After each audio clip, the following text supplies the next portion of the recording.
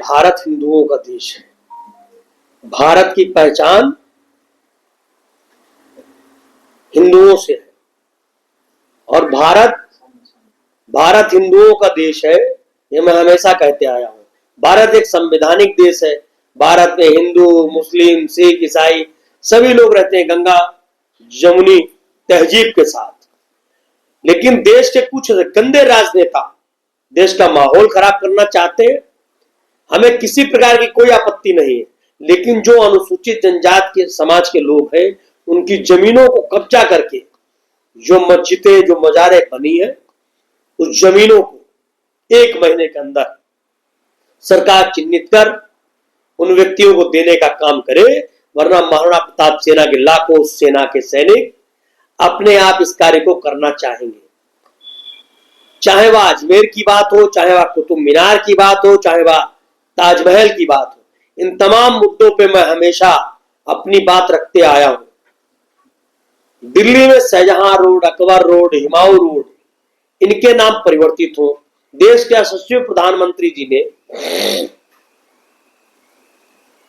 26 मई 2014 को शपथ ली थी और 24 चल रहा है।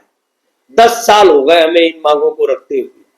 अभी तक भारतीय जनता पार्टी के शीर्ष नेता, भारत सरकार के द्वारा कोई भी जवाब इन विषयों पर नहीं मुझे प्राप्त हुआ है। तो मैं आपके माध्यम से देश के लोकप्रिय प्रधानमंत्री आदरणीय नरेंद्र भाई मोदी जी का भी ध्यान आकर्षित कराना चाहता हूं कि मौलवियों को वेतन दीजिए। अरशद आयोग है तो सनातन धर्म बोर्ड का गठन भी होना चाहिए, पुजारियों को वेतन भी मिलना चाहिए। और जैसे कई राजनीतिक लोग हैं युवा आयोग की मांग कर रहे हैं, महिला आयोग बना है, इस देश में अभी तक किसान आयोग नहीं बना। ठीक, किसान आयोग बनना चाहिए। पत्रकारों के लिए पत्रकार आयोग का भी गठन होना चाहिए, क्योंकि मीडिया में आज एक बहुत ज्यादा लोग जो है आजकल उसमें जुड़ रहे हैं। तो किसान आयोग किसानों के लिए आज तक सरकार ने नहीं बनाया, बल्कि उसमें रिपोर्ट भी कई वर्षों पहले ही दाखिल हो चुकी है। सनातन धर्म बोर्ड का गठन होना चाहिए और महाराणा प्रताप सेना 1 दिसंबर से 31 दिसंबर तक दिल्ली की 17 विधानसभा में जन जन तक जाएंगे, जन जन को बतलाएंगे। केजरीवाल के अधूरे कारनामे जनता से बतलाएंगे और दिल्ली में भगवा की सरकार बनवाएंगे। ऐसे एजेंडों के साथ आज मैंने आप तमाम बंधुओं को आमंत्रित किया और मैं आज इस देश के पर्यटन एवं सांस्कृतिक मंत्री गजेंद्र सिंह शेखावत जी, राजस्थान के मुख्यमंत्री भजनलाल शर्मा जी, मैं उनको पत्र लिखने वाला हूं, क्योंकि राजस्थान में अजमेर की दरगाह है और अजमेर की दरगाह पर मैं पिछले कई वर्षों से इस बात को कह रहा हूं कि वो महादेव का मंदिर है, इसकी सरकार जांच करे। हमने कई यात्राएं राजस्थान में की, जिससे वहां के लोगों ने कहा कि वो एकलिंग महादेव का मंदिर है, वो महादेव का है, एकलिंग महादेव का है। ये सरकार की जांच एजेंसी तय करेगी। यह तय करने के लिए हमारे पास किसी प्रकार का कोई अधिकार नहीं है। हम एक संगठन के संस्थापक अध्यक्ष होने के नाते इन विषयों को हमेशा उठाते आए हैं, आज फिर उठा रहे हैं।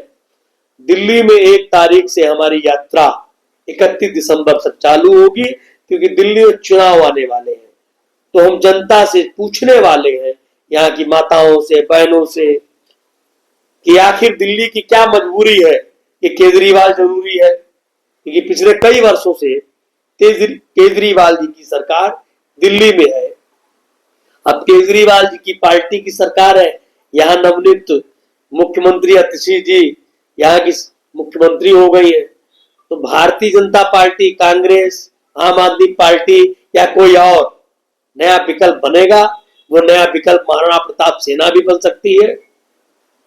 महाराणा प्रताप सेना भी 70 सीटों पर अपने उम्मीदवारों को लड़ा सकती है। अगर सरकार बनेगी तो हमारा मुख्यमंत्री वाल्मीकि समाज का होगा, क्योंकि दिल्ली में महर्षि वाल्मीकि जी के समाज से हम चाहते हैं कि वो इस देश की राजधानी दिल्ली का मुख्यमंत्री बने और दिल्ली के लोगों की भावनाओं को समझे। आज छठी का पर्व है, हम दिल्ली ही नहीं पूरे देश के लोगों को छठ पर्व की बहुत बहुत बधाई देते हैं और दिल्ली की जनता से पूछेंगे, केजरीवाल चाहिए, भाजपा चाहिए, कांग्रेस चाहिए या नए विकल्प के तौर पर महाराणा प्रताप सेना की सरकार चाहिए। और दिल्ली के लोग बताएं कि महर्षि वाल्मीकि जी के समाज से आने वाले ऐसे कौन से वाल्मीकि समाज का जो नेता है जो दिल्ली का मुख्यमंत्री हो सके, वो हमको सुझाव दे, हमारी पार्टी उसको मुख्यमंत्री चेहरा घोषित करेगी।